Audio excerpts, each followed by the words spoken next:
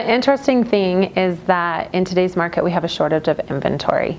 So when the economy really failed and the market went down, there was a lot of construction that just stopped, a lot of construction businesses that went out of business. So currently we do not have enough inventory.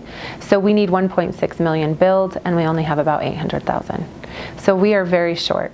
If you're under $250,000 in your purchase price, you're probably looking at about 4 buyers to every listing that comes available. So that's why in today's market it's very competitive, and they say that it's a seller's market because the sellers are more in control.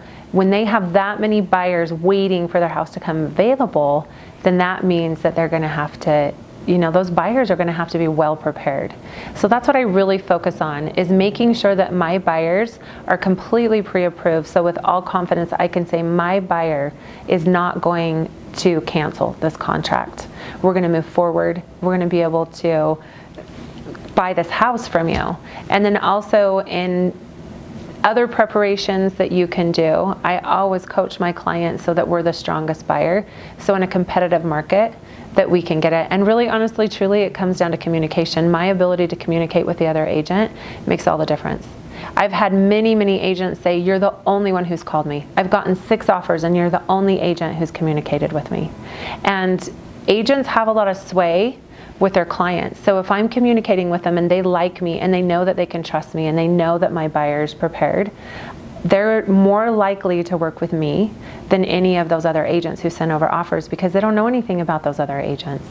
And a lot of times it's really good to include personal information about a buyer, to say, hey, my buyer is this cute little young couple, they're newlyweds, they have a dog, this neighborhood is where they grew up, they love the house, the kitchen feels like home. When they were growing up, they had the same exact countertop, like she couldn't believe that it was the same as when she was growing up.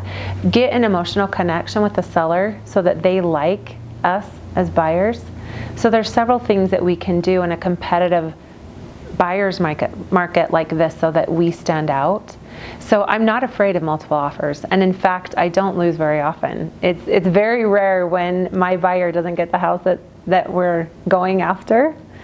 So that's the situation with the market, and it is definitely a seller's market. Now, when you get it of a little bit higher pricing, so let's say we're more like 300, 350 range, there's not as much competition. So the great niche right now, if you said, who's the perfect person to buy a house right now?